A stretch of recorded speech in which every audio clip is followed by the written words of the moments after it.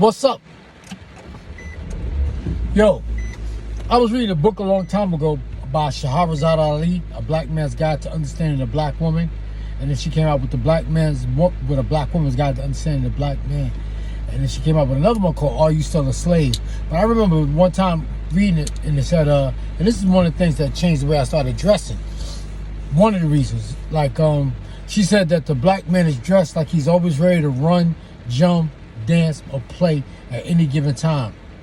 And she says sweatsuits are called sweatsuits for a reason, just like tennis shoes are called tennis shoes for a reason. That's because you wore sneakers. You wore sneakers just to play tennis. They were called tennis shoes, then they became sneakers. But I remember people. I remember growing up, we had school clothes and we had play clothes, and we had stuff that we would play in, and we had something we would wear to school. And then we had, school sneakers and play sneakers. And, the play sneakers was dogged out. We used to run holes in our sneakers because back then it was canvas sneakers. We had Pro-Keds, you had Skips. Everybody was wearing Pro-Keds with the blue and red dash. And then they came out with the Pro-Keds with the stripes on the side. Then they came out with, I think they came out with Nikes. I remember my uncle wearing Nikes back in the 80s. Can't remember which ones came out first, but I remember I'm just saying, back in the days, when even on Sundays, living in the projects, guys would have Sunday clothes where they wear their British Walkers or their Playboys. And even on 125th Street, you had men's stores. You don't have men's stores on 125th Street right now that I could think of, but you have men's stores for men, where dudes old school players were going in and they would buy their mock necks and their Chinese mock necks and their Playboys and their British Walkers and the AJ Lester slacks. And even the bigger players, the ones that was making real money, they would get their stuff tailor-made. But I remember on 125th Street, they used to have shoe stores. They even had places where you go get your shoes shined.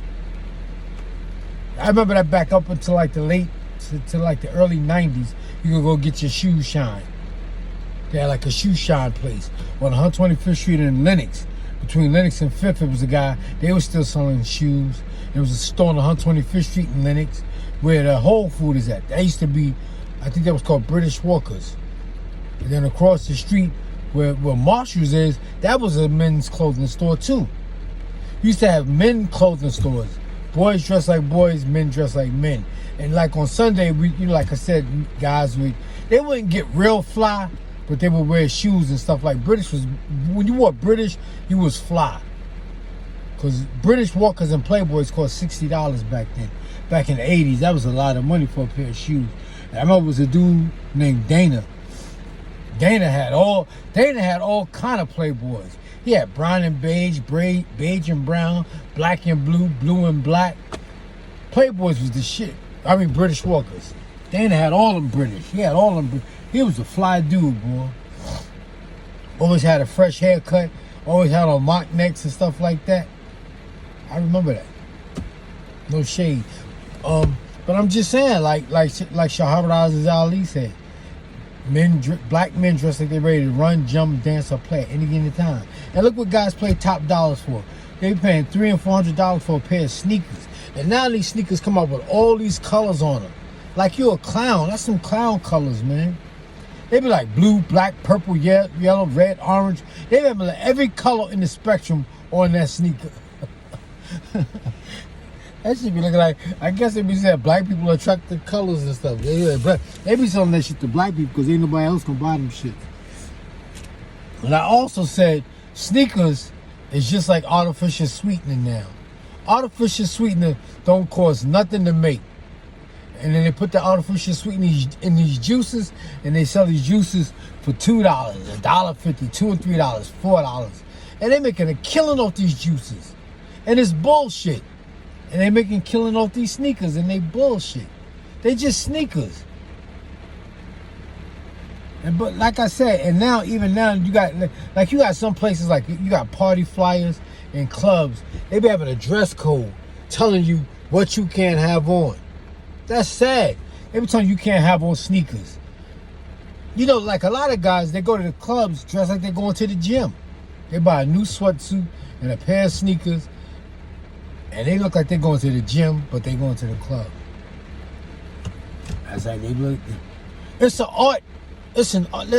I'm not trying to say it's an art to the way people dress when you wear shirt and tie and stuff. It's an art. It's the way you perceive it to be. Like nobody, you really got a Picasso painting.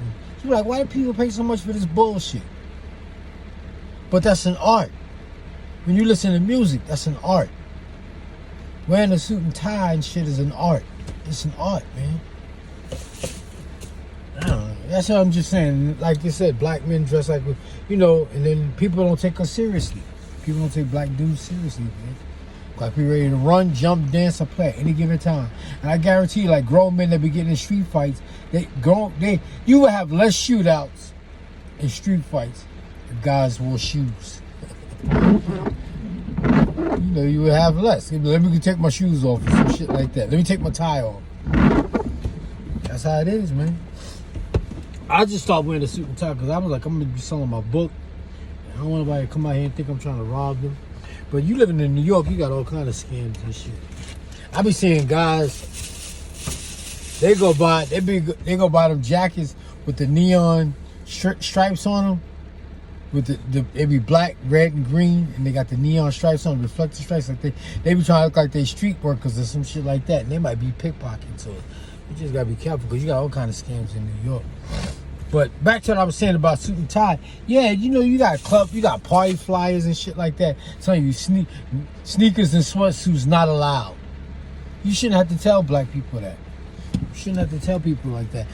The last good movie where I saw the guys was really dressed nice was in the movie with Richard Pryor, Eddie Murphy, and Red Fox, Harlem Nights. I like the way they was dressed in there. They look like they had on some real nice hats, like some real official hats in there. That movie, and it was another movie they had some real official hats on. It was a gangster movie. The movie with Lawrence Fishburne in it. And he was a gangster. He was Bumpy Johnson.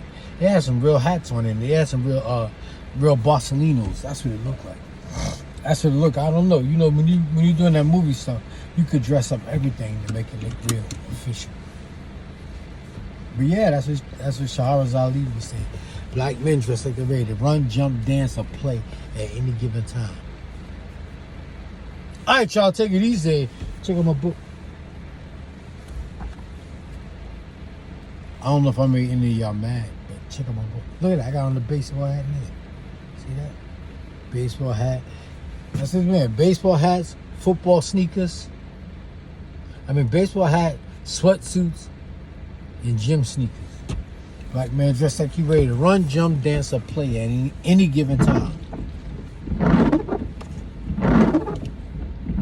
Another thing I was saying is, like, I know guys with like 100, 150 pair of sneakers and no shoes. So when it's time to go, so if you got to go to court for any reason, or you gotta, go to somewhere official, you don't have no shoes. They got a whole bunch of sneakers. So they'll wear sneaker shoes, like these new sneaker shoes they got out that's brown with the white bottom. That's what a lot of people will be wearing now. And I be seeing like a lot of guys on NFL, on TV, wearing suits they be wearing suits with sneakers. But them guys got different feet. You know, it's hard to find. It ain't every day you're going to find a size 13 and 14 and 15 and a 16 pair of shoes. And a pair of shoes, they got to get their stuff tailor-made. But they're making money. I don't see why not. You know, even on them guys, they don't be knowing how to... like I said, dressing is an art. I don't like their art. Only one or two guys I see be dressing decent on the NFL shows. On the NFL. I know Brian Gumble. Brian Gumble used to be real sharp on NBC. But back to what I'm saying, like you be having guys with all these sneakers and no shoes. So when it's time to wear shoes, they don't have a pair.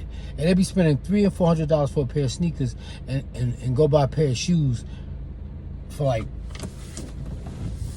$80 or something. They don't even make a good pair of shoes. If you buy a good pair of shoes, they'll last you forever. A good pair of shoes will last you at least 5 or 6 years. And you're not wearing them every day. Them shit's gonna last you forever. Yeah, that's what I'm saying. They don't be wearing no shoes. And a lot of guys don't know what size shoe they wear. They know what size sneaker they wear. They don't know what size shoe they wear. Because the sneaker and the shoe